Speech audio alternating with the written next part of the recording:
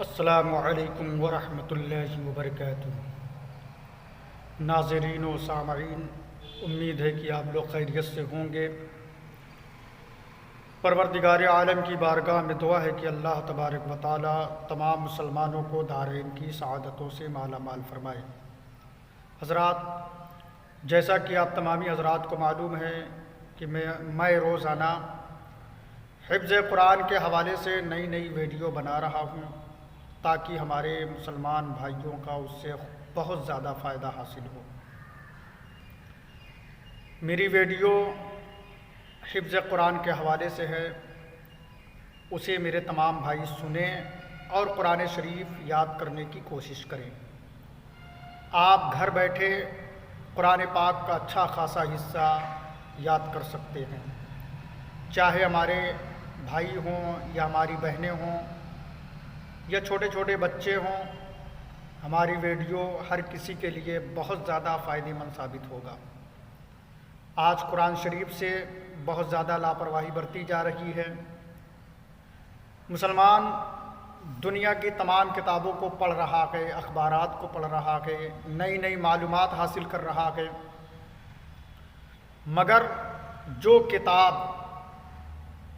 ہمارے لیے ہدایت کے لیے آیا، ہمارے لیے کامیابی کے لیے آیا،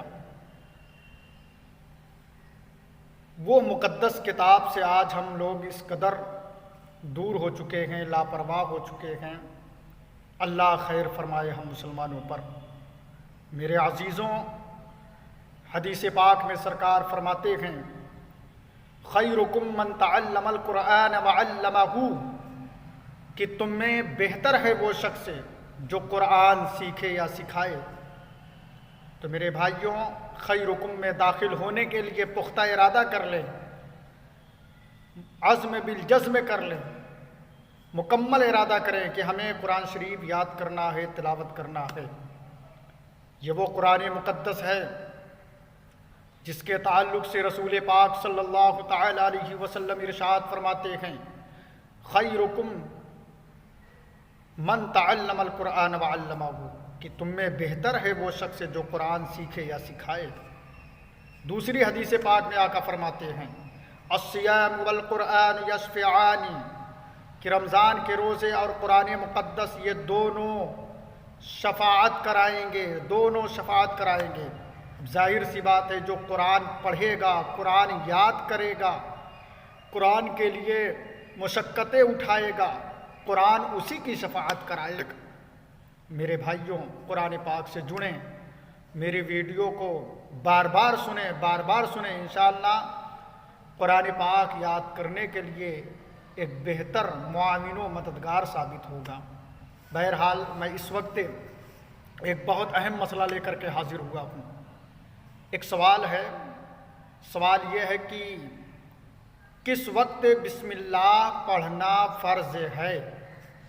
تو اس کا جواب یہ ہے کہ جانور ذبح کرتے وقت بسم اللہ پڑھنا فرض ہے، جیسا کہ طحطاوی علی مراقی الفلاح کے حوالے سے عجائب الفقہ المعروف فقہی پہلیہ کے صفحہ نمبر 55 پر دیکھا جا سکتا ہے۔